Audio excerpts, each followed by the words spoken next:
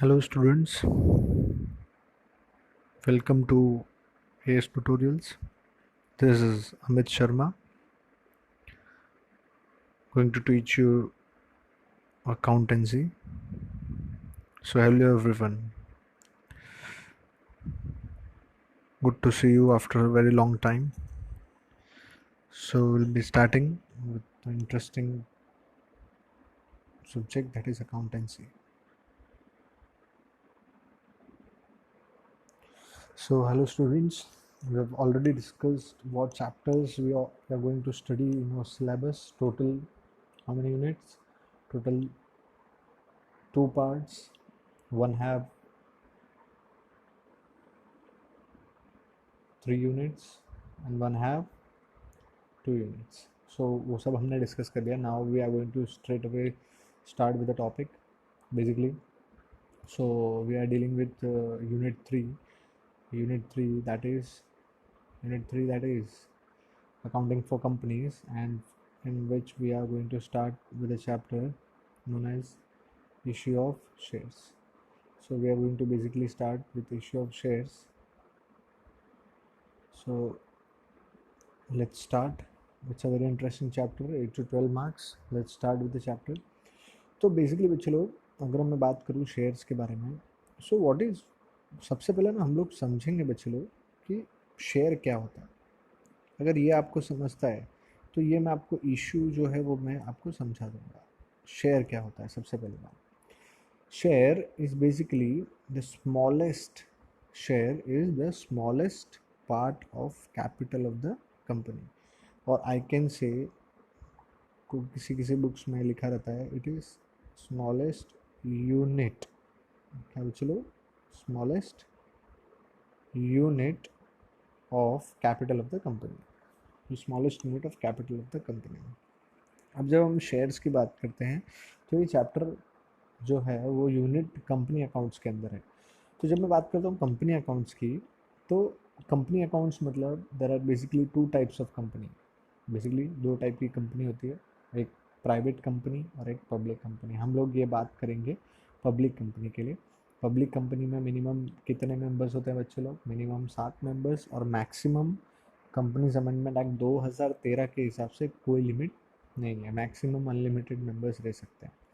अब इस कंपनी की जब बात आती है पैसे की, तो जब मैं पैसे की बात करता हूँ तो ये कंपनी जो है बिज़नेस स्टार्ट करना चाहती है, तो बिज़नेस स्टार्ट करने के लिए बच्चे लोग इसको कैपिटल की ज़रूरत पड़ेगी. और बेसिकली जब मैं बात करूँगा कैपिटल की, तो मुझे आपको ये थोड़ा समझाना पड़ेगा कि ये कैपिटल आप बात कर रहे हो सिर्फ पैसा, एक कंपनी कहाँ से इकट्ठा करेगी. बेसिकली पैसा कंपनी कहाँ से इकट्ठा करेगी, तो वो हम डिस्कस करेंगे यहाँ से. तो बेसिकली कंपनी का जो टोटल कैपिटल है वो बिज़नेस स्टार्ट करने के लिए या फिर बिज़नेस को आगे बढ़ाने के लिए वो 2 जगह से ले सकती है. हमने ना 11th के BS के चैप्टर में पढ़ा था कि basically a company to need और वांट द कैपिटल, तो वो कहाँ से पैसा लेगी. उसके पास 2 सोर्स है, सबसे पहला है ओन फंड और दूसरा है बोरोड फंड. तो जब बात करते हैं ओन फंड की, ओन फंड में क्या होता है सर, कंपनी बिजनेस स्टार्ट करने के लिए जो पैसा लेती है वो कहाँ कहाँ से लेती है? इक्विटी शेयर्स बेच के और प्रेफरेंस शेयर्स बेच के. और बोरोड फंड अगर बात करें तो डिवेंचर्स, बॉन्ड्स. तो कंपनी का जो टोटल पैसा रहेगा वो कहाँ से आएगा? या तो ओन फंड, या तो बोरोड फंड, या तो मिक्सचर ऑफ बोथ. और ज़्यादातर केसेस में मिक्सचर ऑफ बोथ ही होता है. तो हम मिक्सचर की बात तो नहीं करेंगे अभी फ़िलहाल, बिकॉज हमको एक टॉपिक क्लियर करना है. बाद में हम जब टोटल ओवरऑल कंपनी के बारे में पढ़ेंगे तो हम उसके बारे में डिस्कस करेंगे, ठीक है. तो ये जो चैप्टर है ये हमारा सेकेंड चैप्टर है. बेसिकली सेकेंड चैप्टर मतलब क्या बच्चे लोग, ये जो हमने देखा है यहाँ पे, ये वाला दिस चैप्टर, ये चैप्टर है बच्चे लोग. ये जो बोरोड फंड की बात की मैंने, तो ये चैप्टर है. और जब मैं ओन फंड की बात कर रहा हूँ तो ये चैप्टर है इश्यू ऑफ शेयर्स, ठीक है. तो बेसिकली अभी हम किसके बारे में बात करने वाले हैं sir? Basically we are going to talk about own fund. Own fund के बारे में हम टोटली बात करने वाले हैं. तो ओन फंड में क्या होगा, आप पैसा लोगे पब्लिक से ठीक है, किससे पैसा लोगे? पब्लिक से, और उनको अपना मेंबर बनाओगे, ओनर बनाओगे कंपनी का। और कंपनी का ओनर पब्लिक कैसे बन सकती है? पब्लिक कैसे बन सकती है कंपनी का owner? By purchasing equity shares और बाय प्रेफरेंस शेयर्स। अभी सबसे इंपॉर्टेंट क्या है मालूम है? ये चैप्टर आप जब पढ़ोगे तो ये चैप्टर पढ़ने के लिए सबसे इंपॉर्टेंट चीज़ क्या है आपको ध्यान में रखनी है? You have to think like a company. You are an accountant in the company, तो कंपनी में आप अकाउंटेंट की तरह सोचोगे, पब्लिक के हिसाब से नहीं सोचोगे, अकाउंटेंट के हिसाब से सोचोगे, ठीक है? तो आप ये चैप्टर सीख रहे हो तो किस हिसाब से सीख रहे हो? आप आपको अपने आप को कौन सी पोजीशन पे रख रहे हो? बोलो चलो, कौन से पोजीशन पे रख रहे हो आप अपने आप को? आप अकाउंटेंट की पोजीशन पे, यानी company, you are a company, accountant in a company, तो आप कंपनी के हिसाब से सोचोगे। तो बेसिकली आप क्या कर रहे हो? सर कंपनी को पैसा चाहिए, कंपनी पैसा कहाँ कहाँ से ले सकती है? बोलो फटाफट फटाफट। ओन फंड से रेज कर सकती है या फिर बोरोड फंड से ले सकती है। अभी फ़िलहाल हम बात करेंगे only and only own funds की। बोरोड फंड की बात हम कौन से चैप्टर में करेंगे? सेकेंड चैप्टर, कंपनी अकाउंट्स का, that is issue and redemption of debentures, तो उसमें वो बात करेंगे। अभी फ़िलहाल हम ओन फंड की बात करते हैं। तो जब मैं ओन फंड की बात करूँगा, तो ओन फंड की बात करने के लिए बेसिकली बच्चे लोग यहाँ पे ओन फंड में आप पैसा कैसे इकट्ठे कर सकते हो? प्रेफरेंस शेयर्स या इक्विटी शेयर्स बेच के।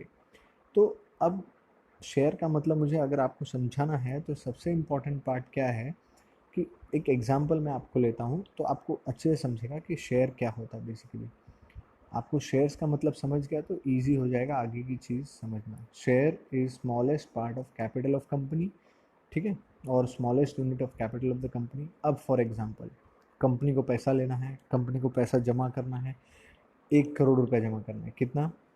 1 करोड़। रेज का मतलब जमा करना, 1 करोड़ जमा करना है। और वो भी कैसे जमा करना है? Through shares. चलो किससे जमा करना है? शेयर्स से।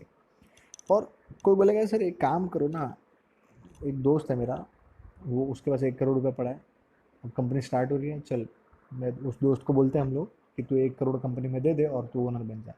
तो कंपनीज एक्ट क्या बोलता है? कितना मिनिमम मेंबर चाहिए? बोले 7 मिनिमम मेंबर चाहिए, मैक्सिमम कोई लिमिट नहीं है। मतलब एक अकेला बंदा कंपनी का ओनर नहीं बन सकता है। It is not allowed by companies act 2013।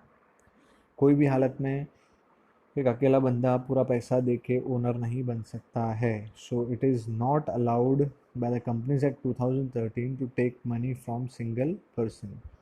तो क्या करना पड़ता है? अगर एक पर्सन नहीं दे सकता तो क्या करना पड़ेगा हमको? तो हमारे पास ऑप्शन है, वी हैव अनलिमिटेड मेंबर्स का ऑप्शन, ठीक है।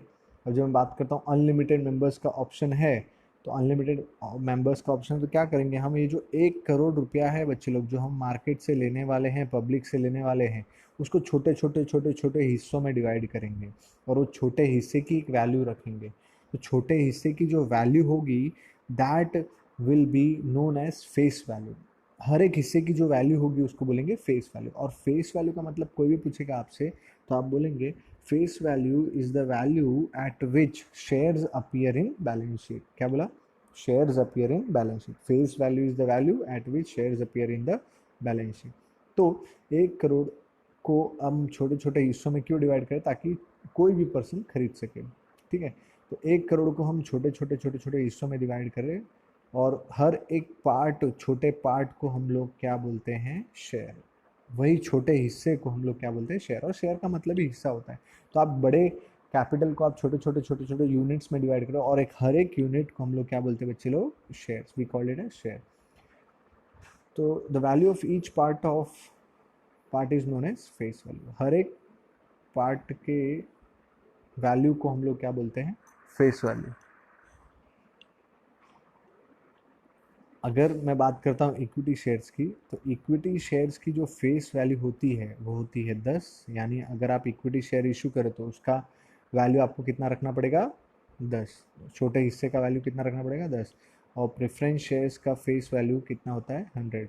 मैंने आपसे बात की कि अगर आप क्या बोलते हैं शेयर्स लेना चाहते हो, तो शेयर से पैसा रेज करना चाहते हो, तो शेयर से पैसा कैसे रेज कर सकते हैं?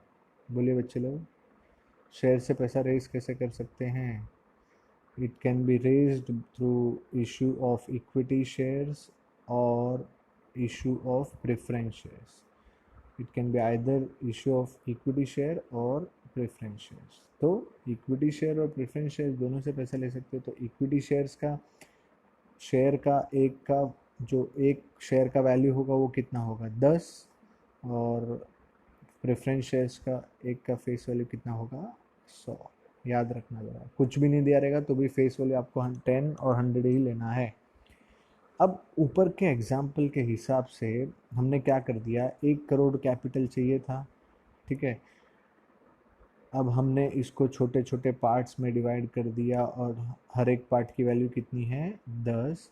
तो कितना पार्ट हो जाएगा 1 करोड़ को जब 10-10 रुपए के हिस्सों में डिवाइड करेंगे हम, तो बच्चे लोग हो जाएंगे 10 लाख पार्ट्स। कितना हो जाएंगे बच्चे लोग? 10 lakh parts of ₹10 each. That means 10 lakh shares. कितने शेयर्स? 10 लाख शेयर्स हो जाएंगे total. Total there will be 10 lakh shares of ₹10 each. Each part is called as share. Each part is called as share. तो इस तरीके से शेयर का मतलब है। तो बेसिकली व्हाट इज शेयर का definition? So share means smallest part of capital of the company. Share is what? Smallest part of capital of the company. देखिए लिखा है मैंने यहाँ पे, आपको ध्यान में यही रखना है, it is the smallest part of capital of the company और unit smallest unit of capital of the company. ठीक है, तो वेरी वेरी इंपॉर्टेंट पार्ट आपको ध्यान में रखना है कि शेयर का मतलब क्या है। उसके बाद आगे हम बढ़ते हैं। मैंने जैसे कि बोला, अगर आप बिजनेस स्टार्ट करना चाहते हो तो आपके पास 2 सोर्सेस होंगे। पहला होगा ओन फंड, यानी आप पैसा कहाँ कहाँ से ले सकते हैं, इक्विटी शेयर से ले सकते हैं या तो प्रेफरेंस शेयर से ले सकते हैं। और दूसरा है borrowed fund, that is debentures, bond, public deposit या फिर लोन। तो जब मैं इसकी बात करता हूँ डिटेल में आपको समझाता हूँ ये चीज़। अब ओन फंड की जैसे बात करते हैं हम, तो ओन फंड की जब बात करते हैं तो अगर आप क्या कर रहे हो, बेसिकली आप कंपनी स्टार्ट करने जा रहे हो, आपको पैसा चाहिए, कंपनी शुरू करना है, आपको बिजनेस बढ़ाना है, तो आप क्या करोगे? आपको पैसे की ज़रूरत है। आप ये पैसा या तो पब्लिक से लोगे उनको ओनर बना के, या तो पब्लिक से लोगे उनको क्रेडिटर बना के। 2 ऑप्शन है आपके पास। ओन फंड मतलब आप उनसे पैसा ले रहे हो और आप उनको ओनर बना रहे हो। बोरोड फंड मतलब आप उनसे पैसा ले रहे हो, उनको क्रेडिटर बना रहे हो। इसका मतलब क्या कि अगर आप ओन फंड से पैसा लेते हो तो इक्विटी शेयर और प्रेफरेंस शेयर्स जो भी ये खरीदता है उनको इक्विटी शेयर होल्डर या प्रेफरेंस शेयर होल्डर बोलते हैं। तो इक्विटी शेयर्स खरीदने पे सामने वाला जो पर्सन है वो बन जाता है कंपनी का मेन ओनर, और प्रेफरेंस शेयर्स खरीदने वाला बन जाता है को ओनर। इसका एक अच्छा सा डिफरेंस मैं आपको आगे चल के बताऊंगा। और ये पैसा कंपनी तब तक नहीं देगी जब तक कंपनी बंद नहीं हो जाती। ध्यान रखिएगा, ये पैसा पब्लिक से लिया है और पब्लिक को कंपनी ने इक्विटी शेयर और प्रेफरेंस शेयर्स दिया है, तो ये पैसा कंपनी कब तक वापस नहीं देगी? जब तक कंपनी बंद नहीं हो जाती, वाइंड अप नहीं हो जाती। तो वाइंड अप होने तक ये पैसा नहीं मिलेगा शेयर होल्डर्स को, ध्यान रखिएगा। और शेयर होल्डर कौन होता है? जो शेयर्स खरीदता है। तो शेयर्स खरीदता है वो शेयर होल्डर होता है। अगर आप भी कंपनी के किसी कंपनी के शेयर्स खरीद लोगे तो आप भी क्या बन जाओगे? शेयर होल्डर बन जाओगे। नाउ ये पैसा कंपनी बंद होगी तभी मिलेगा, उसके पहले मिलने का चांस नहीं है। क्योंकि अगर मैं एक एग्जांपल लेता हूँ, आप कोई बिजनेस स्टार्ट करते हो और बिजनेस में पैसा डाला है, तो वो पैसा आपका कब निकलेगा? जब बिजनेस बंद होगा ऑब्वियसली, उसके अलावा आपके पास कोई ऑप्शन नहीं है। बट ये बोरोड फंड है। दूसरा, बोरोड फंड में क्या होता है, कंपनी पैसा तो लेती है बट सामने जिससे पैसा ले रही है उसको हम क्या बोलते हैं? क्रेडिटर्स। क्रेडिटर्स जैसे आपने बिजनेस स्टार्ट किया और बैंक से लोन लिया, तो बैंक को वापस पैसा देना पड़ेगा आपको। बिजनेस बंद होने का मतलब वो राह नहीं देखेंगे, आपको पैसा वापस देना पड़ेगा। तो दैट इज़ बोरोड फंड। तो इस ये वाला जो पार्ट है बेसिकली बच्चे लोग, ये हम अगले चैप्टर में पढ़ेंगे, कंपनी अकाउंट्स के सेकंड चैप्टर में। अभी फ़िलहाल हम इस पे फोकस करने वाले। ये जो पार्ट है ये बहुत इंपॉर्टेंट पार्ट है और इसको हम पूरे अच्छी तरह से फोकस करेंगे, बहुत अच्छी तरह से। ठीक है, तो वेरी वेरी इंपॉर्टेंट। अब आगे बढ़ते हैं हम लोग। तो बेसिकली ओन फंड और बोरोड फंड में क्या डिफरेंस है आपको समझ में आना चाहिए। और जब हम ये वाला चैप्टर करेंगे issue of debentures and redemption of debentures तो अच्छे से सीख लेंगे। अब ओन फंड से रिलेटेड चैप्टर का नाम है इश्यू ऑफ शेयर्स और हम शेयर्स के बारे में अभी डिटेल में पढ़ने वाले हैं। ठीक है, तो ये चैप्टर आपको क्या सिखा रहा है बच्चे लोग, basically it is showing that this chapter issue of shares relates to raising capital either by issue of equity shares or by preference shares, that is own fund also known as or owners fund। ठीक है, तो basically issue of shares, तो मैं अब ऊपर chapter के नाम पे जाता हूँ बेसिकली बच्चे लोग। तो उसमें क्या लिखा है, अगर मैं चैप्टर के नाम पे जा रहा हूँ तो उसमें सबसे इम्पोर्टेंट पार्ट क्या है, चैप्टर का नाम था इशू ऑफ शेयर्स। ठीक है, तो मैंने आपको बताया शेयर्स का मतलब क्या है, अब मैं बताऊंगा आपको इशू का मतलब क्या है। इशू मतलब शेयर्स बेचना। कौन बेच रहा है, कंपनी बेच रही है किसको, पब्लिक को, और पब्लिक खरीदेगी। ठीक है, ध्यान रखना। तो ये शेयर्स कौन बेचेगा, कंपनी बेचेगी, किसको बेचेगी, पब्लिक को बेचेगी, और पब्लिक शेयर्स के लिए पैसा देगी, और पब्लिक क्या बन जाएगी, कंपनी में शेयर होल्डर बन जाएगी, और शेयर होल्डर बनते ही वो लोग ओनर बन जाएंगे कंपनी के। सो इश्यू ऑफ शेयर्स का मतलब it is selling of shares to the public and get the money as capital in the form of shares. So that is basically issue of shares. अब इस chapter में basically हम लोग पढ़ने क्या वाले हैं सर, सर ये जो शेयर्स बेच रही है कंपनी और पैसा ले रही है पब्लिक से, उसके बारे में हम एकदम डिटेल अकाउंटिंग कैसे करेंगे, क्या करेंगे, वो पूरा हम पढ़ने वाले हैं। सिर्फ इक्विटी शेयर और प्रेफरेंस शेयर से जो पैसा आएगा, कंपनी इक्विटी शेयर इशू करेगी, प्रेफरेंस शेयर इशू करेगी, तो उससे जो पैसा आएगा उसकी अकाउंटिंग एक जॉइंट स्टॉक कंपनी कैसे करेगी, वो हम डिटेल में इस चैप्टर में पढ़ने वाले हैं। ठीक है, ध्यान दीजिएगा, एकदम very important. So this is all about own fund. तो अब मैं आपको चीज़ें बताऊंगा। मुझे अभी आपको बताना पड़ेगा कि सर ये इक्विटी शेयर और प्रेफरेंस शेयर में क्या फ़र्क है। दोनों का अकाउंटिंग सेम तरीके से होगा। हम ज़्यादातर अकाउंटिंग सीखने वाले हैं इक्विटी शेयर्स का, इक्विटी शेयर्स, और जैसा इक्विटी शेयर का है वैसे ही प्रेफरेंस शेयर्स का, पर दोनों में डिफरेंस पता होना बहुत ज़रूरी है। इसलिए हम जाएंगे डिफरेंस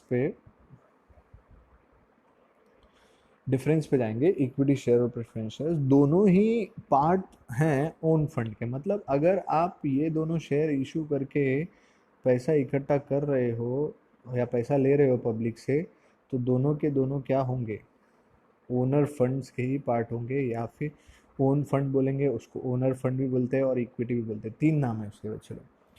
तो जब मैं इशू की बात कर रहा हूँ तो दो टाइप के इशू कर सकते हो आप ये पैसा इकट्ठा करने के लिए, equity share as well as preference share, दोनों।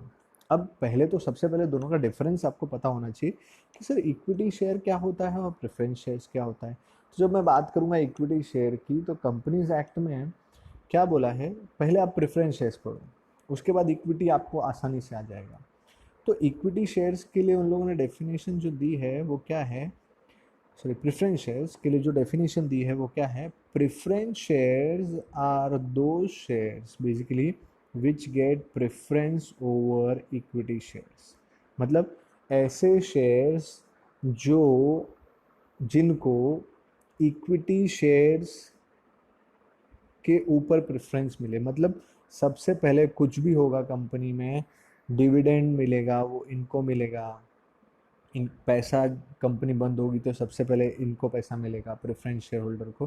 तो ऐसे शेयर्स जिनको प्रेफरेंस मिलेगा ओवर इक्विटी शेयर्स, ऐसे शेयर्स को हम लोग बोलते हैं प्रेफरेंस शेयर्स। इसका नाम ही देखिए प्रेफरेंस शेयर्स, प्रेफरेंस मतलब इनको पहला अपॉर्चुनिटी मिलेगा सब चीज़ों में। ठीक है, और उसके बाद में लास्ट में इक्विटी शेयर्स को। तो what is preference shares basically बच्चे लोग, preference shares are shares which get preference over equity shares। so preference over equity shares मिलेगा तो it will be preference shares, and इस शेयर्स को जो खरीदता है उसको बोलते हैं प्रेफरेंस शेयर होल्डर्स। अच्छा, दोनों जो लोग हैं उन लोग को रिटर्न्स में क्या मिलता है, दोनों को रिटर्न्स में डिविडेंड ही मिलता है। दोनों को जो रिटर्न्स में मिलता है वो क्या मिलता है बच्चे लोग, डिविडेंड ही मिलता है दोनों को रिटर्न्स में। तो पहले किसको मिलेगा, देख लो नाम से पता चलता है, पहले प्रेफरेंस को डिविडेंड मिलेगा, उसके बाद कुछ बचा तो इक्विटी शेयर्स को मिलेगा। ठीक है, इसीलिए इनको प्रेफरेंस शेयर बोलते हैं। अब जब मैं प्रेफरेंस शेयर्स की मीनिंग आपको समझा चुका हूँ, क्या है preference shares? Preference shares are दो shares which get preference over equity share. मतलब ऐसे शेयर्स जो इक्विटी शेयर के आगे उनको रखा जाता है और उनको सबसे पहले प्रेफरेंस दिया जाता है, तो ऐसे शेयर्स को प्रेफरेंस शेयर्स बोलते हैं। और अब जब हम बात करेंगे इक्विटी शेयर्स की, तो इक्विटी शेयर्स आर दो शेयर, देखो डेफिनेशन कितनी मस्त है, इक्विटी शेयर आर दो share which are not preference shares. मतलब जो प्रेफरेंस शेयर नहीं है वो क्या है? Equity shares. एकदम इजी डेफिनेशन है, ये कंपनीज एक्ट 2013 में भी ये डेफिनेशन, 1956 में भी ये डेफिनेशन है, कंपनीज एक्ट 1956 में। तो इक्विटी शेयर्स आर दो shares which are not preference shares. तो एकदम सिंपल सा मीनिंग उन्होंने दे दिया है। तो दोनों में डिफरेंस क्या है सर? सबसे पहले प्रेफरेंस शेयर्स का डेफिनेशन बोलने का अपने को, प्रेफरेंस शेयर्स आर दो share which get preference over equity shares. और इक्विटी शेयर्स क्या है? इक्विटी शेयर्स आर दो share which are not preference shares. तो अब डिविडेंड की बारी आएगी, तो इन्होंने जो पैसा लगाया है उसमें से क्या मिलेगा? डिविडेंड मिलेगा। रिटर्न्स में क्या मिलता है? Dividend. Dividend equity share holders का, जिन्होंने भी इक्विटी शेयर खरीदा है उनका डिविडेंड फिक्स नहीं होता है, और इधर डिविडेंड फिक्स है। देखिए प्रेफरेंस किसको मिला? प्रेफरेंस शेयर होल्डर को। इनको फिक्स रेट मिलेगा, इनको कोई फिक्स रेट नहीं है, कुछ पैसा बचा प्रॉफिट में से तो इक्विटी शेयर्स को देंगे वरना नहीं देंगे। फिर प्रॉफिट की बात आई, तो डिविडेंड किसके ऊपर डिपेंड करता है? प्रॉफिट के ऊपर। डिविडेंड प्रेफरेंस शेयर्स का प्रॉफिट के ऊपर डिपेंड नहीं करता है, देना है तो देना है। ठीक है, फिक्स रेट से देना ही देना है। उसके बाद रीपेमेंट की बात आएगी, तो आपके हिसाब से सबसे पहला रीपेमेंट किसको मिलना चाहिए? अभी अभी बात की हम लोगों ने, सबसे पहला सब कुछ किसको मिलेगा? किसको मिलेगा? प्रेफरेंस शेयर होल्डर को। तो preference share holder will get the capital eight the time of winding up. मतलब कंपनी बंद होगी तो उस टाइम पे सबसे पहले पैसा किसको मिलेगा? सबसे पहला पैसा किसको मिलेगा? प्रेफरेंस शेयर होल्डर को ही मिलेगा। बिफोर, किसके बिफोर? Equity share holder. या फिर प्रेफरेंस शेयर होल्डर का टर्म खत्म हो जाएगा तो मिलेगा, या फिर 20 साल, जो भी जल्दी आता है। अगर सपोज फॉर एग्जांपल, अभी इसको समझाएं कैसे। सपोज फॉर एग्जांपल, अगर प्रेफरेंस होल्डर ने 5 साल के लिए पैसा दिया तो 5 साल में उनको वापस मिल जाएगा, 10 साल के लिए 10 साल में, 20 साल कुछ नहीं बोला तो 20 साल। वाइंडिंग अप पे जाएगा नहीं कहानी, तो पहला पैसा इनको मिलेगा, और लास्ट में जो बचा कुचा पैसा है वो किसको मिलेगा? इक्विटी शेयर होल्डर को। तो equity share holder will get the money back only at the time of winding up of company, that also after the payment to preference share holder. मतलब सबसे लास्ट में इनको पैसा मिलेगा। So that is basically difference between equity shares and preference shares. हाँ, तो इनको क्या बोलेंगे? Pure owner. इनको क्या बोलेंगे बच्चे लोग? They will be called as pure owners. और इनको क्या बोलेंगे? को ओनर्स।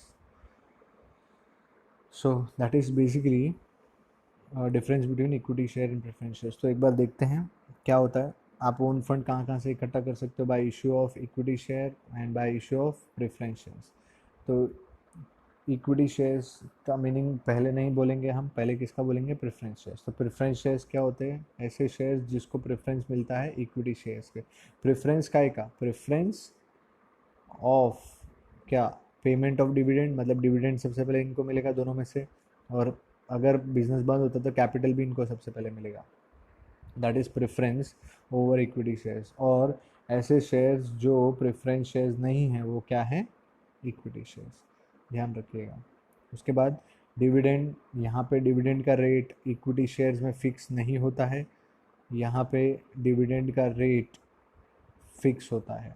इधर डिविडेंड डिपेंड करता है प्रॉफिट ऑफ द कंपनी, इधर डिविडेंड प्रॉफिट के ऊपर नहीं डिपेंड करता है, ध्यान रखिएगा ज़रा। उसके बाद प्रीपेमेंट, सबसे पहले पैसा किसको मिलेगा? बोलो फटाफट। मिलेगा प्रेफरेंस शेयर होल्डर को कंपनी बंद होने के पहले। अगर बंद हो गई है कंपनी, फर्स्ट केस, अगर बंद हो गई है तो पहले ही प्रेफरेंस शेयर्स फिर इक्विटी शेयर्स। अगर बंद नहीं हुई है, 5 साल का टाइम, 5 साल के लिए प्रेफरेंस शेयर होल्डर ने पैसा दिया है तो 5 साल में पैसा वापस करना पड़ेगा। 10 साल बोला, 10 साल या कुछ नहीं बोला तो 20 साल के अंदर प्रेफरेंस शेयर से जो पैसा लिया है वो वापस करना पड़ता है। और equity share holder money, equity share holder को कब मिलेगा वापस? Only money back only at the time of winding up of company, repayment वो भी प्रेफरेंस शेयर होल्डर को पे करने के बाद। तो प्योर ओनर ये लोग हो गए और को ओनर ये लोग हो गए। तो प्योर ओनर कौन है बोलो? Pure owner is equity share holder and co owner is preference share holders. So very important thing, you have to remember this all the things while doing the chapter, तो इसलिए मैं आपको सिखा रहा हूँ। So students, next we are going to study a new thing ahead of difference between equity shares and preference shares, is types of share capital। तो types of share capital बहुत ज़्यादा इम्पॉर्टेंट है चलो, क्योंकि ये आपको बहुत काम आएगा आगे जब हम सॉल्व करेंगे उसके लिए, ठीक है। So basically types of share capital की जब हम बात करेंगे तो सबसे पहले हम बात करेंगे ऑथराइज कैपिटल की। इसके 4 नाम है बच्चे लोग, ऑथराइज भी नाम है, मैक्सिमम भी नाम है, नॉमिनल भी नाम है, रजिस्टर्ड भी नाम है। तो अगर मैं बोलूँ ऑथराइज कैपिटल तो उसका मतलब मैक्सिमम, नॉमिनल, रजिस्टर्ड सब हो जाएगा। So authorise capital, maximum capital, nominal capital है, रजिस्टर्ड कैपिटल। सर ये होता क्या है? ये ऑथराइज कैपिटल का या मैक्सिमम कैपिटल का मतलब होता है कि इतना मैक्सिमम कंपनी कैपिटल इकट्ठा कर सकती है by issue of shares. So this is the maximum capital which a company can raise through issue of shares. मतलब अभी अगर इसकी बात की जाए क्या है सर, ये वही बता रहा हूँ मैं आपको कि अब इस एग्जांपल में कंपनी मैक्सिमम 1 करोड़ रुपया इकट्ठा कर सकती है शेयर्स इशू करके। तो ऐसे कैपिटल को हम लोग बोलते हैं maximum capital, authorise capital, registered capital या नॉमिनल कैपिटल। तो एक बार मेरे साथ बोलेंगे, what is authorise capital, maximum capital. Maximum capital मतलब the capital which a company can raise through issue of shares। maximum capital, authorized capital मतलब maximum capital which a company can raise through issue of shares। और shares बेच के जो maximum capital company ले सकती है उसको बोलते हैं authorise capital, maximum capital, nominal capital, registered capital. इस केस में nominal capital, registered capital, authorise capital 1 crore है, जो कि कंपनी 10 लाख शेयर इशू कर सकती है 10 रुपये का। मतलब इतना शेयर कंपनी बेच सकती है। कितने शेयर बेच सकती है? 10 लाख शेयर। 1 करोड़ मैक्सिमम वो कैपिटल इकट्ठा कर सकती है शेयर्स बेच के। तो 1 करोड़ रुपया वो इकट्ठा कर सकती है शेयर बेच के। तो 1 करोड़ रुपये को हम लोग क्या बोलेंगे? Will sell it as authorise capital, maximum capital, nominal capital या रजिस्टर्ड कैपिटल। और कितने शेयर्स इशू कर सकती है? 10 लाख शेयर्स 10 रुपये के। हाँ, इतना मैक्सिमम बेच सकती है, इतना मैक्सिमम बेच सकती है। अब होता क्या है, मैक्सिमम इतना बेच सकती है, पर कंपनी क्या करती है, जितना उनको पैसे की रिक्वायरमेंट होती है, जिस हिसाब से उनको पैसे की रिक्वायरमेंट होती है उस हिसाब से कंपनी शेयर बेचती है। तो अब हमारा जो मैक्सिमम कैपिटल था वो था 1 करोड़ रुपये, 1 करोड़ रुपीज़, ठीक है। पर कंपनी को उसमें से पूरा पूरा जो पैसा नहीं चाहिए था, 1 करोड़ नहीं चाहिए, उनको सिर्फ 90 लाख चाहिए था। तो उसके लिए उन लोगों ने क्या किया, मार्केट में शेयर सिर्फ इशू कितने किए, बेचे कितने? 9 लाख शेयर्स ऑफ 10 ईच।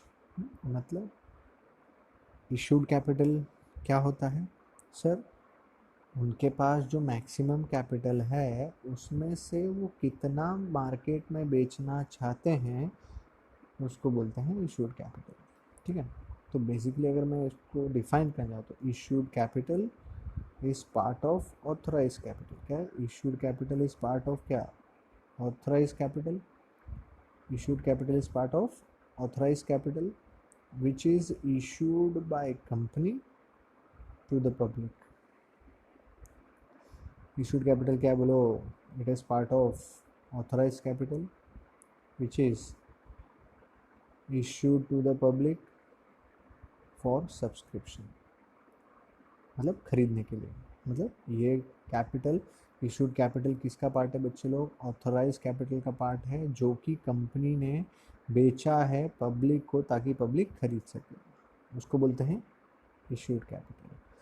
तो सर अनइशूड क्या होता है? Again sir it is part of authorise capital which is not issued by company to the public, is not issued by the company to public. तो 10 lakh shares में से 9 lakh shares बेचना चाहती है कंपनी पब्लिक को, तो इसलिए उसको बोलेंगे इशूड कैपिटल, और 1 लाख शेयर्स नहीं बेचना चाहती तो उसको बोलेंगे अनइशूड कैपिटल। ये बाद में कभी उसको पैसे चाहिए रहेगा तो तब इशू करेगी ये वाला पैसा। अब आगे बढ़ते हैं। तो पहला बोलो ऑथराइज कैपिटल क्या होता है? Sir authorise capital is the maximum capital which a company can raise through issue of shares. ठीक है, अब उसमें से ये मैक्सिमम है, अब उसमें से जितना कंपनी बेचना चाहती है पब्लिक को और पैसा लेना चाहती है तो उसको बोलते हैं इशूड कैपिटल। तो इशूड कैपिटल क्या हो गया? इशूड कैपिटल किसका पार्ट है? ऑथराइज कैपिटल का। और कौन सा पार्ट है? जो पैसा कंपनी को चाहिए और जितने शेयर कंपनी पब्लिक को बेच रही है उसको बोलते हैं इशूड कैपिटल, और जो नहीं बेचना चाहती पब्लिक को अनइशूड कैपिटल। फिर क्या होता है, एक बार कंपनी ने बेचा पब्लिक को, बेचा मतलब इतना बेचना चाहती है, इशूड का मतलब इतना बेचना चाहती है कंपनी, अब पब्लिक कितना खरीदेगी वो पब्लिक के ऊपर डिपेंड करता है। तो पब्लिक ज़रूरी नहीं है कि ये 9 लाख के 9 लाख शेयर्स खरीद ले कंपनी से, ठीक है। खरीदना मतलब सब्सक्राइब करना। क्या होता है बच्चे लोग, अगर पब्लिक ये कंपनी ने 9 लाख बेचा है, बेचना चाहती है, बेचा नहीं है, बेचना चाहती है 9 लाख, उसमें से पब्लिक कितना खरीदेगी, सब्सक्राइब करेगी, उसको बोलते हैं सब्सक्राइब कैपिटल। मतलब जितना कंपनी बेचना चाहती है उसमें से पब्लिक कितना खरीदना चाहती है उसको बोलते हैं सब्सक्राइब कैपिटल, और जितना नहीं खरीदना चाहती है उसको बोलते हैं unsubscribe capital. So subscribe capital को डिफाइन करेंगे से sir, subscribe capital is part of issued capital which is subscribe by public. मतलब जो पब्लिक ने खरीद लिया, मतलब क्या है subscribe capital? It is part of issued capital which is subscribe by public. मतलब पब्लिक ने इतना खरीद लिया, कंपनी इतना बेचना चाहती है, उसमें से पब्लिक इतना खरीदना चाहती है, तो जो पब्लिक खरीदना चाहती है उसको हम लोग बोलते हैं सब्सक्राइब कैपिटल। इतने शेयर्स खरीदना चाहती है तो इसको सब्सक्राइब कैपिटल, ये नहीं खरीदना चाहती तो इसको बोलेंगे अनसब्सक्राइब कैपिटल। खत्म।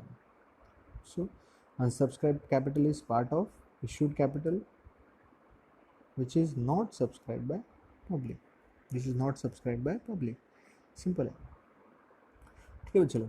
सो ऑथराइज कैपिटल बोलिए फटाफट। Authorise capital is maximum capital which a company can raise through issue of shares, यानी ये मैक्सिमम कैपिटल है जो कंपनी शेयर्स बेच के इकट्ठा कर सकती है।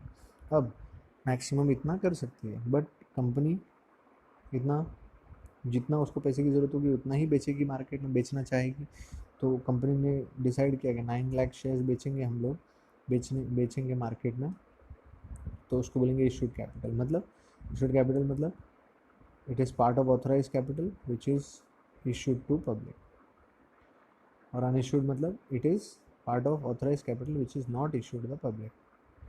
देन इशूड में अगेन आगे बढ़ते, ये इशूड मतलब इतना कम शेयर्स कंपनी बेचना चाहती है, ज़रूर नहीं पब्लिक इतना ही खरीदेगी, जितना बेचना चाहती है कंपनी। अभी नई नई कंपनी तो सब लोग नहीं इंटरेस्टेड होंगे, तो जो बेचना चाहती है कंपनी उसमें से जितना पब्लिक खरीदना चाहती है उसको बोलते हैं सब्सक्राइब कैपिटल, और जो पब्लिक नहीं खरीदना चाहती है उसको बोलते हैं अनसब्सक्राइब कैपिटल। अब क्या हो गया, पब्लिक ने खरीद लिया, अब क्या हो गया, पब्लिक ने खरीद लिया ये शेयर्स, 80,000 शेयर्स पब्लिक ने खरीद लिया। अब कंपनी जैसे ही शेयर्स खरीदेगी पब्लिक, कंपनी पैसा मांगना शुरू करेगी कि आपने शेयर्स खरीदा है, चलो अभी बाकी का जो पैसा है वो भरो, थोड़ा सा पहले भर दिया था, अब बाकी का जो बचा है वो भरो आप। तो जो कंपनी पैसा मांगती है पब्लिक से, अभी जैसे फॉर एग्जांपल इसमें 80,000 शेयर्स है, 8 लाख शेयर्स है, तो 8 लाख शेयर्स में से 4 लाख शेयर्स का पैसा मांग लिया होगा और बाकी का 4 लाख का बचा होगा। तो जिससे पैसा मांग लिया कंपनी ने उसको बोलेंगे कॉल्ड अप कैपिटल, और जिससे नहीं मांगा उसको बोलेंगे अनकॉल्ड कैपिटल मतलब कॉल्ड अप कैपिटल मतलब it is part of subscribe capital. Subscribe capital का पार्ट है जो कंपनी ने कॉल कर लिया है पब्लिक से, which is called up by company for payment, मतलब पे करो। और अनकॉल्ड कैपिटल मतलब क्या sir, is part of subscribe capital which is not called by company for payment. इसको रिजर्व कैपिटल बोलते हैं क्योंकि जब कंपनी को आगे चल के ज़रूरत पड़ेगी तो ये पैसा तुरंत मंगा सकती है कंपनी, इसीलिए इसको रिजर्व कैपिटल भी बोलते हैं। सो सब्सक्राइब कैपिटल मतलब इतना पब्लिक खरीदना चाहती है, अब उसमें से पब्लिक ने खरीद लिया, इतना पब्लिक खरीद लेगी तो उसमें से जो पैसा कंपनी भरने के लिए बोलेगी उसको बोलेंगे कॉल्ड अप कैपिटल, जो नहीं बोलेगी वो अनकॉल्ड कैपिटल। ठीक है, अब क्या होता है, कॉल्ड अप कैपिटल हो गया। अब कॉल्ड अप मतलब ये पैसा किसने मंगाया है, किसने मंगाया है, कंपनी ने मंगाया है। किससे मंगाया है, शेयर होल्डर से, जो जिन्होंने शेयर्स खरीदा है। तो कॉल करने के बाद, पैसा मंगाने के बाद जो लोग भर देते हैं पैसा उसको बोलते हैं पेड अप कैपिटल, और जो लोग नहीं भरते हैं उसको बोलते हैं unpaid capital. Is also known as calls in arrears. Arrears मतलब आउटस्टैंडिंग, क्या कॉल मतलब पैसा मंगाया था वो पैसा उन्होंने नहीं भरा, तो it is known as calls in arrears. तो paid up capital is part of called up capital, which is paid by public. Uncalled capital, unpaid capital, it is part of called up capital which is not paid by public. ठीक है, एक बार वापस से पूरा देखते हैं बच्चे लोग, फटाक से बोलो। सबसे पहले टाइप्स ऑफ शेयर कैपिटल में ऑथराइज कैपिटल मतलब इट इज़ मैक्सिमम कैपिटल, बोलो फटाफट फटाफट, it is maximum capital which a company can collect or raise through issue of shares. Here authorized capital is 10 lakh shares of 10 each मतलब 1 करोड़। इतना maximum company बेच सकती है market में। अब उसमें से पूरा नहीं बेचेगी तो जितना बेचना चाहती है कंपनी उसको बोलेंगे इशूड कैपिटल, जितना नहीं बेचना चाहती उसको बोलेंगे अनइशूड कैपिटल। ठीक है, उसके बाद इतना कंपनी बेचना चाहती है, कितना बेचना चाहती है, 9 लाख शेयर्स बेचना चाहती है। ठीक है, तो इशूड कैपिटल क्या हो गया, part of authorise capital which is issue to public. Unissued capital is part of authorise capital which is not issue to public. फिर सब्सक्राइब, अभी इसके बाद क्या होगा, इतना कंपनी बेचना चाहती है, ज़रूरी नहीं है पब्लिक पूरा खरीदेगी, तो जितना पब्लिक खरीदती है उसको बोलते हैं सब्सक्राइब कैपिटल, और जितना पब्लिक नहीं खरीदती उसको बोलते हैं अनसब्सक्राइब कैपिटल। तो इस केस में 8 लाख शेयर्स पब्लिक ने खरीदा, कंपनी कितना बेचना चाहती थी 9 लाख, तो पब्लिक ने कितना खरीदा, खाली 8 लाख, बाकी का नहीं खरीदा वो अनसब्सक्राइब। मतलब subscribe capital is part of issued capital which is subscribe by public. Unsubscribe capital is part of issued capital which is not subscribe by public. उसके बाद जैसे ही पब्लिक ने शेयर्स खरीद लिया तो they become the share holder of the company. अभी क्या बन गया, वो लोग शेयर होल्डर बन गए। अब शेयर होल्डर बनने के बाद कंपनी इनसे पैसा मांगेगी कि भाई आप शेयर होल्डर तो बने, पैसा तो लाओ। तो जिससे पैसा मंगाएगी उसको बोलेंगे कॉल्ड अप कैपिटल, और जिससे पैसा नहीं मंगाएगी उसको बोलेंगे अनकॉल्ड कैपिटल। जैसे इसमें से 4 लाख शेयर्स में से 8 लाख शेयर्स में से 4 लाख लोगों से पैसा मंगाया तो उसको बोलेंगे called up capital. 4 lakh share से पैसा नहीं मंगाया तो उसको बोलेंगे अनकॉल्ड कैपिटल, और रिजर्व कैपिटल भी बोल सकते हैं। फिर बात करेंगे, जैसे ही पैसा मंगाया तो कुछ शेयर होल्डर पैसा भर देते हैं तो उसको बोलेंगे पेड अप कैपिटल, और जो पैसा नहीं भरते उसको बोलते हैं unpaid up capital. So this is about what share capital, types of share capital. ना बहुत इंपॉर्टेंट है, ध्यान रखिएगा ज़रा। ठीक है, very very important. Now let's move to the next important concepts in case of issue of shares। तो आपको बहुत ध्यान से देखना है, अलग अलग बहुत सारे कॉन्सेप्ट्स है जो आपको क्लियर करने पड़ेंगे। सम अभी नहीं स्टार्ट कर सकते हम लोग, डायरेक्ट सम स्टार्ट करते होंगे आपके स्कूल वगैरह में, पर हम डायरेक्ट सम स्टार्ट करेंगे आपको कुछ समझेगा नहीं, मज़ा नहीं आएगा। तो पहले कॉन्सेप्ट्स क्लियर करो, मज़ा आएगा फिर। ठीक है बच्चे लोग, चलो तो मैं बात करता हूँ शेयर्स की।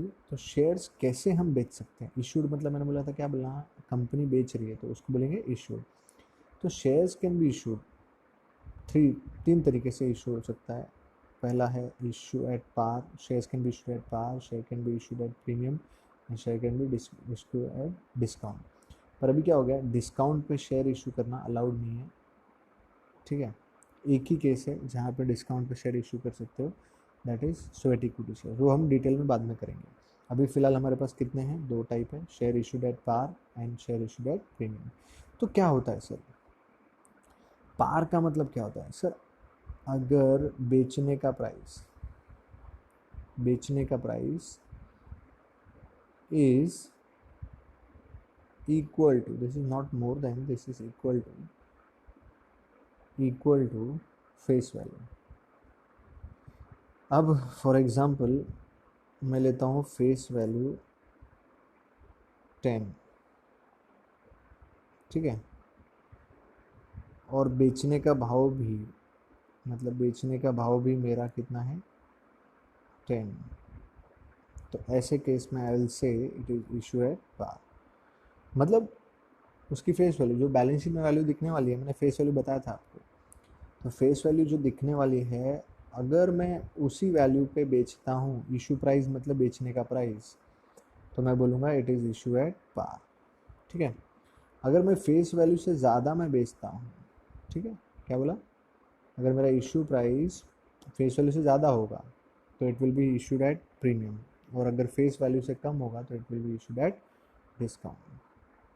तो अगर मैं बात करता हूँ फेस वैल्यू का, तो फेस वैल्यू अगर 10 है, अभी एग्जांपल लेते हैं हम लोग ना, यहाँ पे फेस वैल्यू 10 है, एग्जांपल किसके केस में फेस वैल्यू 10 रहती है, बताओ बच्चे लोग, इक्विटी शेयर्स, मैंने आपको सिखाया था। अगर आपकी फेस वैल्यू 10 है, बैलेंस शीट में आपके शेयर की वैल्यू 10 दिख रही है और आपने बेचा भी 10 में है, तो it is issue at par, ठीक है। अगर आपकी फेस वैल्यू 10 है और अगर आपने बेचा है 12 में, तो it is issued at premium, ठीक है। और अगर आपकी इशू प्राइस 9 है और फेस वैल्यू 10 है, कम में बेचा आपने, तो it is known as issue at discount, ठीक है। ध्यान रखना जरा, ये बहुत इंपॉर्टेंट चीज़ें हैं जो आपको ध्यान में रखनी पड़ेंगी, नहीं तो दिक्कत हो जाएगी जब आप सम करेंगे। तो इसलिए ये छोटी छोटी चीज़ें बहुत ध्यान रखना है। तो शेयर्स कितने टाइप से इशू हो सकते हैं sir, shares can be issued at par, premium और discount. Shares can be issued at par, premium और डिस्काउंट, ठीक है, याद रखना। तो क्या होगा, फेस वैल्यू से के बराबर बेचने का भाव तो पार, फेस वैल्यू से ज़्यादा बेचने का भाव तो प्रीमियम, और फेस वैल्यू से कम बेचने का भाव तो डिस्काउंट, याद रखना। Shares can be issued at three ways, par, premium, discount. Par मतलब issue price is equal to face value, issue price and face value are same. Premium मतलब फेस वैल्यू कम है, इशू प्राइस ज़्यादा है, बेचने का भाव ज़्यादा है, ज़्यादा में बेच रहे हैं, मतलब प्रीमियम पे बेच रहे हैं। और इशू प्राइस अगर कम है तो it is known as issue at discount. हाँ, ध्यान रखना जरा। चलिए आगे। अब क्या प्रोसीजर होता है सर शेयर इशू करने का, अगर मार्केट में आप शेयर इशू करने जाते हो तो क्या होता है, कंपनी बेसिकली शेयर इशू करती है। तो कंपनी क्या करती है, एक प्रोस्पेक्टस इशू करती है मार्केट में पब्लिक को, कि ये बताने के लिए कि हम इतने इतने शेयर इशू कर रहे हैं, आप खरीद लीजिए। वो स्टार्टिंग में हम लोगों ने देखा था ऑथराइज इशूड कैपिटल, तो इशूड कैपिटल कहाँ पे लिखा रहता है, प्रोस्पेक्टस में। प्रोस्पेक्टस क्या होता है, अभी आपने एएस का ब्राउचर देखा होगा, वैसे ही प्रोस्पेक्टस दिखता है, और उसके अंदर एक फॉर्म होता है जो पब्लिक को मिलता है, और पब्लिक कितने शेयर्स खरीदना है वो लिख के उसमें पैसा दे के अप्लाई कर सकते हैं। पब्लिक लेके जाती है प्रोस्पेक्टस कंपनी से, और जो भी इंटरेस्टेड पीपल होते हैं वो एप्लीकेशन फॉर्म भरते हैं, जो भी कंपनी ने इशू किया है एप्लीकेशन फॉर्म, ठीक है। फिर बाद में क्या होता है, जैसे ही एप्लीकेशन फॉर्म पब्लिक भर देती है कंपनी को, तो साथ में वो थोड़ा पैसा भी लेती है, और उसके बाद एक बार पैसा लेने के बाद स्टार्टिंग में एप्लीकेशन के साथ थोड़ा पैसा लेगी, उसको एप्लीकेशन मनी बोलते हैं। क्या बोलते हैं, एप्लीकेशन मनी। तो उसके बाद जो पैसा कंपनी लेगी it will take it in instalment, ठीक है। मतलब अगर आपको किसी कंपनी में शेयर खरीदना है तो पहले आपको कंपनी में एप्लीकेशन देना होगा, फॉर्म भरना होगा, और कितने शेयर्स खरीद रहे हो वो बताना होगा। फॉर एग्ज़ाम्पल आप अगर ख़रीदना चाहते हो 5,500 शेयर्स, तो कंपनी बोलेगी 500 शेयर्स के लिए आपको हर शेयर पे 2 रुपया पहले भरना पड़ेगा, जिसको हम लोग एप्लीकेशन मनी बोलते हैं। एप्लीकेशन के साथ इतना रुपया भरना पड़ेगा, मतलब आपको 1,000 रुपया पहले देना होगा, ठीक है। तो दैट इज़ एप्लीकेशन मनी। अब और उसके बाद का पैसा भी कंपनी इंस्टॉलमेंट में लेती है, वो हम डिस्कस करेंगे अभी, ठीक है। तो सबसे पहला एप्लीकेशन मनी कौन भरता है? एप्लीकेशन मुझे बताओ फटाफट। कंपनी एप्लीकेशन भरती है कि पब्लिक एप्लीकेशन? तो ये एप्लीकेशन फॉर्म कौन लेके जाता है? पब्लिक लेके जाता है। भरता कौन है? पब्लिक। और उसके साथ जो पैसा पब्लिक देता है साथ में, उसको बोलते हैं एप्लीकेशन मनी, ठीक है। अभी तीनों केसेस मैंने लिखे हैं यहाँ पे, पार, प्रीमियम, डिस्काउंट, तीनों में क्या होता है? डिस्काउंट पे तो शेयर इशू हो ही नहीं सकते, इसके लिए इसको हटा दिया मैंने। तो एप्लीकेशन मनी सबसे पहले कौन भरेगा? पब्लिक भरेगा। किसको देगा? कंपनी को, ठीक है। अब उसके बाद जो पैसा कंपनी लेती है, दूसरा दूसरा इंस्टॉलमेंट जो लेती है कंपनी, उसको बोलते हैं अलॉटमेंट मनी, ठीक है। क्या बोलते हैं? Allotment money. एप्लीकेशन मनी के बाद जो पैसा कंपनी लेती है उसको बोलते हैं अलॉटमेंट मनी। अलॉटमेंट मनी क्या बताता है कि कम देखो, ये एप्लीकेशन मनी कौन भरता है? पब्लिक देती है कंपनी को एप्लीकेशन कि हमको इतने शेयर्स चाहिए। अब ये कंपनी के पास ऑप्शन है कि सामने वाले बंदे जिसको शेयर चाहिए उसको देना है कि नहीं देना है। अगर कंपनी उसको शेयर्स देती है तो बोलती है हाँ हमने आपको शेयर्स दिया, मतलब अलॉट किया। अलॉट करना मतलब हमने आपको शेयर दिया। और जैसे ही कंपनी उनको शेयर देती है फिर से एक और पैसा मांगती है, जिसको हम लोग क्या बोलते हैं? Allotment money. क्या बोलते हैं? Allotment money. तो अलॉटमेंट मनी कंपनी मांगती है पब्लिक से। उसके बाद जैसे ही शेयर्स अलॉट कर दिए आपने सामने पब्लिक को, पब्लिक जो है जिसने भी शेयर्स खरीदा है वो बन जाता है share holder of the company. क्या बन जाता है? Share holder of the company. उसके बाद शेयर होल्डर बनने के बाद मैंने बोल दिया सब्सक्राइब कर लिया आपने शेयर, उसके बाद कंपनी क्या करेगी? पैसा मंगाएगी कॉल करके। फर्स्ट कॉल करेगी, पैसा और बाकी है तो फाइनल कॉल करेगी। इंस्टॉलमेंट में ले रही है, देखो पैसा मैंने बोला था आपको इंस्टॉलमेंट में पैसा लेगी। तो कंपनी ले रही है पब्लिक से। तो पहले एप्लीकेशन मनी इसने भर दिया। पार का केस में देख रहा हूँ, एप्लीकेशन कौन पहले भरा होगा? किसने भरा होगा? अभी फॉर एग्जांपल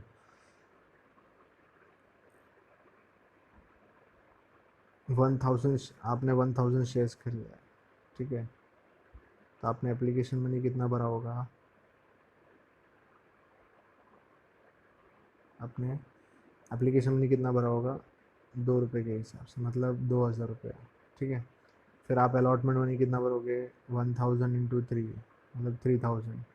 फिर आपसे कंपनी बोलेगी कॉल का मनी भरो, तो कॉल मनी कितना भरोगे? 1000 इंटू 2। और फाइनल कॉल मनी कितना भरोगे? 1000 इंटू 3। इस तरह से आपको पूरा पैसा भरना है, ठीक है। बाद में अगर प्रीमियम का केस होगा तो प्रीमियम का मतलब क्या होता है? फेस वैल्यू 10 पर बेचने का भाव ज़्यादा होगा, 12 रुपया। अब ये जो 2 रुपया एक्स्ट्रा है वो कहाँ एडजस्ट होगा? हमेशा याद रखना अलॉटमेंट में एडजस्ट होगा। तो बाकी सब कुछ सेम है, अलॉटमेंट में एडजस्ट होगा। तो ये ध्यान में रखना है आपको कि पहला पैसा कौन किसको देता है? पब्लिक देती है कंपनी को। सेकंड अलॉटमेंट मनी, मतलब क्या कि कंपनी पब्लिक को शेयर्स अलॉट करी, उसके लिए पैसा मांगेगी, कंपनी मांगेगी पब्लिक से, तो वो पैसा भरेगी पब्लिक, तो उसको शेयर्स अलॉट किए जाएंगे। उसके बाद जो बचा कुचा पैसा है वो 1 या 2 इंस्टॉलमेंट लेते हैं। कभी कभी ऐसा होता है कि वो लोग 2 इंस्टॉलमेंट नहीं बनाते, एक ही इंस्टॉलमेंट में 5 रुपये ले लेते हैं, ठीक है। तो ध्यान रखना है आपको कि दो, अगर कभी कभी ऐसा था first and final call money हो जाता है तो आप उसके लिए ध्यान रखेंगे ज़रा, वेरी इंपॉर्टेंट, ठीक है। So this is how the procedure of is taken out for issue of shares. मतलब पैसा कलेक्ट करने का तरीका ही ऐसा होता है, ठीक है। अब ये जो पार्ट है, ये किसने? पब्लिक भरेगी। और ये तीनों पैसा कौन मंगाएगा? कंपनी में। मैंने यहाँ पे लिख दिया इसलिए। तो ये नोट्स बहुत ध्यान से आपको रेफ़र करना है, बहुत काम काम आएगी आपको, ठीक है। अब आगे अगर आप देखेंगे तो बहुत इंपॉर्टेंट चीज़ें आ रही हैं अभी आगे, वो जो टाइप्स ऑफ शेयर कैपिटल है उससे रिलेटेड है, ठीक है। तो उसमें क्या था? इशू किया अपन ने शेयर्स। क्या क्या किया बच्चे लोग? शेयर्स इशू किया। तो जब शेयर्स इशू किया है मार्केट में, पब्लिक क्या करेगी? पब्लिक को ख़रीदना है तो पब्लिक क्या करेगी? अप्लाई करेगी। अप्लाई कैसे करेगी? अभी बताया मैंने, एप्लीकेशन फॉर्म भरेगी। अगर अगर आपको किसी में से एक जन को शेयर्स खरीदना है किसी भी कंपनी का, तो आप उस कंपनी का एप्लीकेशन फॉर्म भरोगे और एप्लीकेशन मनी के साथ वो फॉर्म कंपनी में जाके जमा करोगे। तो कंपनी ने शेयर इशू किया है, मतलब इशूड कैपिटल मार्केट में पब्लिक को, और पब्लिक क्या कर सकती है, खरीद सकती है। तो कंपनी इशू करेगी, पब्लिक एप्लीकेशन भरेगी, यहाँ ध्यान रखना। पब्लिक क्या भरेगी, एप्लीकेशन, ध्यान रखना, वेरी इंपॉर्टेंट। कंपनी एप्लीकेशन भरेगी, पब्लिक एप्लीकेशन देगी। अब एग्जांपल लेते हैं हम लोग। अगर कंपनी ने इशू किया, मतलब कंपनी का इशूड कैपिटल कितने शेयर्स है, 2 लाख शेयर्स कंपनी बेचना चाहती है, और पब्लिक भी 2 लाख शेयर्स खरीदना चाहती है। कैसे पता चलता है कि कितना एप्लीकेशन दिया है पब्लिक ने, पब्लिक कितना एप्लीकेशन भर के कंपनी के पास आया है पब्लिक की तरफ से। तो अगर 2 लाख शेयर्स कंपनी बेचना चाहती है और 2 लाख एप्लीकेशन पब्लिक ने भरा है, तो ऐसे केस में हम इस केस को बोलेंगे फुल सब्सक्रिप्शन। सब लोगों ने खरीद, पूरा शेयर्स खरीद लिया, इसके लिए हम लोग क्या बोलेंगे, इसको full subscription. Will call it as full subscription, ध्यान रखिएगा, इसको हम लोग बोलेंगे फुल सब्सक्रिप्शन। ठीक है, मतलब जितना शेयर इशू हुआ है उतना एप्लीकेशन आ गया, तो उसको हम लोग बोलेंगे फुल सब्सक्रिप्शन। तो दूसरा क्या हो सकता है, सर हमने जितना बेचना चाहा 2 लाख, उससे कम एप्लीकेशन आया, वो एग्जांपल में वही था, कम एप्लीकेशन आया था, मतलब लोग कम खरीदना चाहते थे, तो यहाँ पे भी कम खरीदना चाहते हैं। 2 लाख शेयर्स पब्लिक कंपनी बेचना चाहती है, पर पब्लिक खाली 1,80,000 शेयर्स खरीदना चाहती है, तो ऐसे केस को हम लोग बोलेंगे अंडर सब्सक्रिप्शन, मतलब लोग कम खरीदना चाहते हैं, इसको बोलते हैं अंडर सब्सक्रिप्शन, ध्यान रखिएगा। इसको क्या बोलते हैं बच्चे लोग, अंडर सब्सक्रिप्शन। मतलब पहला केस क्या था, कंपनी ने 2 लाख शेयर इशू किया, पब्लिक 2 लाख खरीदना चाहती है, मतलब 2 लाख शेयर्स के लिए एप्लीकेशन आया, full subscription. Company 2 lakh shares क्या करना चाहती है, बेचना चाहती है, पर पब्लिक खाली 1,80,000 शेयर्स खरीदना चाहती है, 1,80,000 शेयर्स, तो ऐसे केस को हम लोग क्या बोलेंगे, अंडर सब्सक्रिप्शन। और थर्ड केस क्या होगा सर, सेम हो गया, 2 लाख शेयर्स बेचना चाहती थी कंपनी, पब्लिक 2 लाख खरीदना चाहती है, full subscription. 2 lakh shares company बेचना चाहती है, पब्लिक कम खरीदना चाहती है, इसको बोलते हैं अंडर सब्सक्रिप्शन। तो अब थर्ड केस क्या है सर, 2 लाख शेयर्स कंपनी बेचना चाहती है, कि ना 2 लाख शेयर्स कंपनी बेचना चाहती है, बट पब्लिक ने तो 2,20,000 शेयर्स के लिए अप्लाई कर दिया है, मतलब पब्लिक को नहीं मालूम था कौन कौन एप्लीकेशन दे रहा है। कंपनी बेचना चाहती है 2 लाख, और कंपनी जो नई स्टार्ट हो रही है वो एकदम तगड़ी कंपनी है और लोगों को बहुत विश्वास है, तो ज़्यादा लोग शेयर्स खरीदना चाहते हैं, और हमको किसी को नहीं मालूम रहता है कि कौन कितना शेयर्स खरीद रहा है। तो कंपनी के पास एप्लीकेशन कंपनी लेती रहती है, तो कंपनी के पास कितने एप्लीकेशन आ गए, 2,20,000 शेयर्स खरीदने के एप्लीकेशन आ गए, और कंपनी के पास शेयर्स कितने, खाली 2 लाख। तो ऐसे सब्सक्रिप्शन को बोलते हैं ओवर सब्सक्रिप्शन, मतलब ज़्यादा लोग खरीदना चाहते हैं, जितने शेयर्स हमारे पास हैं उससे ज़्यादा लोग खरीदना चाहते हैं हमारे से, ऐसे केस को हम लोग बोलते हैं ओवर सब्सक्रिप्शन। तो 3 टाइप्स ऑफ सब्सक्रिप्शन, पहला फुल सब्सक्रिप्शन, फिर अंडर सब्सक्रिप्शन, ओवर सब्सक्रिप्शन। तो इसको अगर आप कंक्लूड करेंगे लास्ट में, तो कैसा होगा, अगर इशू, क्या बोला, अगर इशू ज़्यादा है, हाँ, और एप्लीकेशन कम है, हाँ, मतलब हम लोग 2 लाख बेच रहे, पब्लिक कंपनी कितना बेचना चाहती है, 2 लाख, और एप्लीकेशन आया 1,80,000 का, मतलब कम हो गया एप्लीकेशन, तो इसको बोलेंगे अंडर सब्सक्रिप्शन।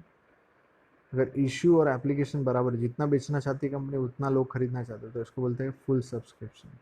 और अगर इशू कम है, एप्लीकेशन ज़्यादा है, पब्लिक ज़्यादा खरीदना चाहते हैं और बेचना हम कम चाहते हैं, तो इसको बोलते हैं ओवर सब्सक्रिप्शन। और इस सबसे इम्पॉर्टेंट केस होगा, वेरी वेरी इंपॉर्टेंट, जिसको बहुत ध्यान से डील करना होगा, जब हम सम करेंगे तो बहुत ही ध्यान से इसको देखना होगा।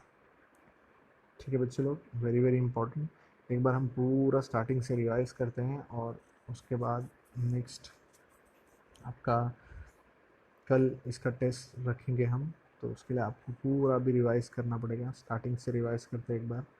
चलिए, सबसे पहले व्हाट इज शेयर, सबसे पहले व्हाट इज शेयर, फटाफट, share is the smallest part of capital of the company, और share smallest part of capital है। एक एग्जांपल दिया था मैंने कि अगर एक कंपनी को 1 करोड़ रुपया शेयर से इकट्ठा करना है तो वो क्या करेगी, वो 1 करोड़ रुपये को छोटे छोटे हिस्सों में डिवाइड करेगी। वो छोटे हिस्से को हम लोग क्या बोलते हैं, शेयर। और जो छोटे हिस्से की वैल्यू होती है उसको हम लोग क्या बोलते हैं, फेस वैल्यू, ध्यान रखिएगा। और इक्विटी शेयर्स में फेस वैल्यू कितनी होती है, 10, और प्रेफरेंस शेयर्स में फेस वैल्यू कितनी होती है, 100। ध्यान रखिएगा, वो बहुत ज़रूरी है चीज़ें, ठीक है। उसके बाद हर एक पार्ट को हम लोग क्या बोलेंगे, शेयर बोलेंगे। अब आप पैसा जो इकट्ठा कर सकते हो वो कहाँ से कर सकते हो, you can collect the capital from 2 sources. First is own fund, दूसरा is borrowed fund. Own fund का मतलब आप पैसा ले रहे हो पर इनको आप क्या बनाओगे, ओनर। ये मेन ओनर, ये को ओनर, ये प्योर ओनर, ये को ओनर। ये इक्विटी शेयर्स मेन ओनर, ये को owner. Preference shares borrowed fund में आप क्या बना रहे हो, इनको क्रेडिटर्स बना रहे हो। इनका पैसा आपको निर्धारित समय में देना होगा, 5 साल 10 साल जो भी डिसाइड होता है उसमें। और ओन फंड्स में ऐसा कुछ नहीं है। इक्विटी शेयर्स कंपनी बंद होने के बाद प्रेफरेंस शेयर्स का मैक्सिमम 20 साल में आपको पैसा रिटर्न करना पड़ेगा। मैंने आपको बोला था, या तो टाइम विच एवर इजर लिया है, 5 साल के लिए पैसा लिया है तो 5 साल में रिटर्न करना पड़ेगा, और कोई समय नहीं बोला तो भी 20 साल में आपको रिटर्न करना पड़ेगा, ठीक है। इसके लिए हमारे पास अलग चैप्टर है। अभी फ़िलहाल हम फोकस करेंगे खाली ओन फंड्स पे, ध्यान दीजिए। आगे बढ़ते हैं। तो ये चैप्टर खाली किससे रिलेट करता है, raising of capital through issue of equity और प्रेफरेंस शेयर्स, और ओन फंड की बात होगी। और इक्विटी और प्रेफरेंस शेयर्स में भी इक्विटी शेयर्स हम देखेंगे, प्रेफरेंस शेयर्स का जो प्रोसीजर है वो सेम है, इसके लिए कोई देखने की इतनी ज़रूरत नहीं, नाम चेंज करना होगा खाली। अब सबसे इम्पोर्टेंट आगे की चीज़ क्या है इसमें सर, कि अगर ओन फंड या ओनर फंड या इक्विटी, ये तीनों एक ही चीज़ है। इन लोगों को रिटर्न्स में क्या मिलता है सर, डिविडेंड मिलता है दोनों लोगों को। अब इक्विटी और प्रेफरेंस में डिफरेंस अगर हम लोग करना चाहेंगे तो डिफरेंस कैसे हो जाएगा सर, सबसे पहली बात मीनिंग बोलेंगे हम लोग। प्रेफरेंस शेयर्स, प्रेफरेंस का मतलब क्या होता है, उसको पहले अपन सब कुछ राइट्स देंगे उसको, लिए उसको बोलते हैं प्रेफरेंस। प्रेफरेंस शेयर्स आर दो shares which get preference over equity shares. इनके पहले सब कुछ इनको मिलता है, इनके पहले सब कुछ प्रेफरेंस शेयर्स को मिलता है, इसीलिए इनको क्या बोलते हैं हम लोग, प्रेफरेंस शेयर्स। काय का प्रेफरेंस मिलता है इनको, payment of dividend, payment of dividend. Preference काय का मिलता है सर, पेमेंट का, सॉरी, प्रेफरेंस काय का मिलता है, payment of dividend and payment of capital. ये दोनों, अगर डिविडेंड की बात आई तो सबसे पहले इक्विटी और प्रेफरेंस दोनों लाइन में होंगे। सबसे पहले प्रेफरेंस को मिलेगा, कैपिटल बंद होने के पहले, बिजनेस बंद होने के पहले पैसा सबसे पहले किसको मिलेगा, प्रेफरेंस को मिलेगा, ध्यान रखना। तो ये होता है प्रेफरेंस शेयर्स। उसके बाद इक्विटी शेयर्स की अगर हम बात करें तो ऐसे शेयर्स जो प्रेफरेंस शेयर्स नहीं है उसको हम लोग क्या बोलते हैं, equity shares. Equity shares are दो shares which are not preference share, ध्यान रखना। अच्छा, डिविडेंड की बात आई तो डिविडेंड में क्या होगा, डिविडेंड इधर फिक्स नहीं है, इक्विटी शेयर्स में इधर फिक्स है। डिविडेंड प्रॉफिट के ऊपर डिपेंड करता है, इधर प्रॉफिट के ऊपर डिपेंड नहीं करता है, क्योंकि रेट ऑफ डिविडेंड क्या है सर, फिक्स है। उसके बाद जब पैसा देने की बारी आएगी तो सबसे पहले पैसा किसको मिलेगा, प्रेफरेंस शेयर होल्डर को। कब, वाइंडिंग अप में, अगर वाइंडिंग अप हो रहा है तो सबसे पहले मिलेगा प्रेफरेंस शेयर होल्डर को, बाद में इक्विटी शेयर को, बच्चा कुचा। और अगर वाइंड अप नहीं हो रहा है तो जो भी term equity preference share holder ने डिसाइड किया वो या तो 20 साल, दोनों में से जो पहले आएगा वो, ठीक है। मतलब 20 साल में तो कैसे भी करके आपको पैसा प्रेफरेंस शेयर होल्डर का वापस देना ही देना है। और अगर वाइंडिंग अप के केस में आया तो पहले प्रेफरेंस शेयर्स को मिलेगा पैसा, बाद में जो बच्चा कुचा है वो इक्विटी शेयर्स को मिलेगा। उसके बाद इनको हम लोग क्या बोलते हैं, इक्विटी शेयर्स को प्योर ओनर, और इसको बोलते हैं को ओनर, ठीक है। That is difference between equity and preference. Then next we have, वो हम लोग लर्न किया था, types of share capital. Types of share capital में सबसे पहला क्या था सर, सबसे पहला था ऑथराइज कैपिटल और मैक्सिमम कैपिटल और registered capital, nominal. Maximum capital क्या, मैक्सिमम कैपिटल और authorise capital is maximum capital which a company can raise through issue of shares, यानी शेयर्स बेच के मैक्सिमम पैसा कितना इकट्ठा कर सकती है कंपनी, उसको बोलते हैं authorise capital, nominal capital, registered capital, ठीक है। अब उसमें से कंपनी चाहे तो पूरा भी इशू कर सकती है, पूरा बेच सकती है मार्केट में, या पूरा नहीं भी बेच सकते। तो अगर कंपनी जितना बेचेगी मार्केट में बेचना चाहेगी मार्केट में उसको बोलते हैं इशूड कैपिटल, और जितना नहीं बेचना चाहेगी उसको बोलेंगे अनइशूड कैपिटल, ध्यान रखिएगा। उसके बाद जो कंपनी ने बेचा है ज़रूरी नहीं है पब्लिक पूरा खरीदे, तो अगर पब्लिक पूरा नहीं खरीदती तो उसको बोलेंगे, जितना खरीदती है उसको बोलेंगे सब्सक्राइब कैपिटल, जितना नहीं खरीदती है अनसब्सक्राइब कैपिटल। तो ये केस हो जाएगा, देखिए अंडर सब्सक्रिप्शन का केस। कैसे 9 लाख शेयर इशू किए हैं और 8 लाख शेयर्स खरीदे हैं लोगों ने, मतलब एप्लीकेशन 8 लाख किया है, मतलब इट इज़ अंडर सब्सक्रिप्शन, ध्यान रखना, इसलिए लिंक है, ध्यान रखना जरा। चलो इतना शेयर्स पब्लिक ने खरीदा, अब पब्लिक ने जैसे ही खरीदा कंपनी पैसा मांगेगी, जिससे पैसा मांगेगी उसको कॉल्ड अप बोलेंगे, जिससे नहीं मांगा उसको बोलेंगे uncalled. It is also known as reserve capital. 1 mark का पिछले एग्जामिनेशन में क्वेश्चन आया था, define reserve capital, explain reserve capital. तो ध्यान रखना कैसे बोलोगे, reserve capital is part of subscribed capital which is uncalled by company, ध्यान रखना, ठीक है। उसके बाद कॉल्ड अप हो गया, कॉल्ड अप मतलब इतना पैसा मंगा है, अब इसमें से कोई पैसा भरता है और कोई नहीं भरता है, तो जो भरता है पैसा उसको बोलेंगे पेड अप कैपिटल, जो शेयर होल्डर पैसा भर देता है, और जो नहीं भरता है उसको बोलेंगे unpaid, that is calls in arrears. उसके बाद आगे बढ़ा था, हम लोग ने अलग अलग कॉन्सेप्ट पढ़े थे। तो सबसे पहला था शेयर्स का कॉन्सेप्ट, यानी शेयर्स कैसे इशू हो सकता है। सर शेयर्स 3 तरीके से इशू होता है, पार पे, प्रीमियम पे, डिस्काउंट पे। डिस्काउंट पे भी शेयर इशू होता नहीं है, इसके लिए इसको भूल जाओ। इशू एट पार मतलब आपको ध्यान रखना है, अगर it is equal to face value, अगर आपका बेचने का प्राइस, इशू प्राइस और फेस वैल्यू दोनों बराबर है तो इशू एट पार। अगर बेचने का भाव ज़्यादा है और फेस वैल्यू कम है, फेस वैल्यू से ज़्यादा में बेच रहे हो, देखो इधर फेस वैल्यू 10 है, 10 में बेच रहे हो तो पार। फेस वैल्यू 10 है, बेच रहे हो 12 में तो इसको बोलते हैं प्रीमियम। फेस वैल्यू 10 है, बेच रहे हो 9 में तो मतलब इसको डिस्काउंट बोलते हैं, ठीक है, ध्यान रखना जरा, वेरी वेरी इंपॉर्टेंट।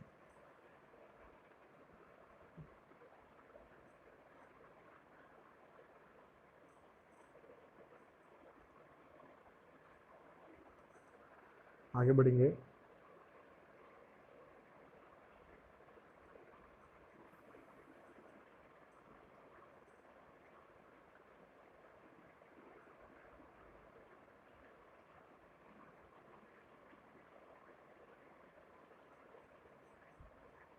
आगे बढ़ेंगे उसके बाद है प्रोसीजर क्या है शेयर इशू करने का। तो पहले कंपनी क्या करेगी, कंपनी क्या करेगी, प्रोस्पेक्टस इशू करेगी, पब्लिक को देगी, पब्लिक क्या करेगी, प्रोस्पेक्टस लेगी, उसके अंदर फॉर्म रहेगा वो भरेगी, और उसके साथ में जितने शेयर्स खरीदने उतना एप्लीकेशन मनी कंपनी के पास जमा करेगी। अब एप्लीकेशन मनी कंपनी के पास जैसे ही आता है, कंपनी डिसाइड करती है किसको शेयर देना है किसको नहीं देना है। जिसको शेयर्स देना है उसको बोलेगी आपको शेयर्स दे रहे हैं, आप अलॉटमेंट मनी भरिए, ठीक है। ये पैसा कौन भरता है, पब्लिक भरती है, कंपनी को देती है सबसे पहले। और ये पैसा कौन मांगता है, कंपनी मांगती है पब्लिक से। तो allotment money, it is a money given, it is a money ask from public for allotment. हाँ शेयर्स दे रहे तो आपको पैसा देना पड़ेगा। फिर उसके बाद शेयर होल्डर बन जाता है, जैसे अलॉट किया शेयर सामने वाला शेयर होल्डर बन जाता है तो फर्स्ट कॉल मनी। उसके बाद पैसा मांगता है तो कंपनी मांगेगी पैसा पब्लिक से, क्योंकि शेयर होल्डर बन गया तो उसको बोलेंगे फर्स्ट कॉल मनी। और उसके बाद भी कुछ पैसा बच गया तो उसको फाइनल कॉल मनी। हाँ ये मैंने आपको बताया इसलिए क्योंकि यहाँ पे प्रीमियम पे जब भी शेयर इशू होगा तो जो एक्स्ट्रा 2 रुपया है, 10 फेस वैल्यू 10 है और इशू प्राइस 12 है, तो इस ये जो प्रीमियम होगा वो कहाँ पे इंक्लूड होना चाहिए, हमेशा अलॉटमेंट, ध्यान रखना सब, very important. So this thing you have to remember. और आपको एक और चीज़, वो टाइप्स ऑफ सब्सक्रिप्शन था, तो क्या था सब्सक्रिप्शन, अगर शेयर्स हमने इशू किया है, कंपनी ने 2 लाख शेयर इशू किया है पर पब्लिक कितना खरीदना चाहती है, 2 लाख, पूरा 2 लाख के लिए अप्लाई किया तो उसको बोलते हैं फुल सब्सक्रिप्शन। उसके बाद अगर कंपनी ने इशू किया है how many shares, 2 lakh shares, और पब्लिक ने अप्लाई किया खाली 1,80,000 शेयर्स के लिए, इसको बोलते हैं अंडर सब्सक्रिप्शन। हाँ ध्यान रखना। और कंपनी ने 2 लाख शेयर इशू किया है बट पब्लिक ज़्यादा खरीदना चाहती है, बहुत अच्छी कंपनी है तो ज़्यादा एप्लीकेशन आ गया, ज़्यादा लोग खरीदना चाहते हैं तो इसको बोलते हैं ओवर सब्सक्रिप्शन। तो अगर इसको कंक्लूड किया जाए तो अगर इशू यानी जितना कंपनी बेचना चाहते हो उससे कम एप्लीकेशन आया तो अंडर सब्सक्रिप्शन,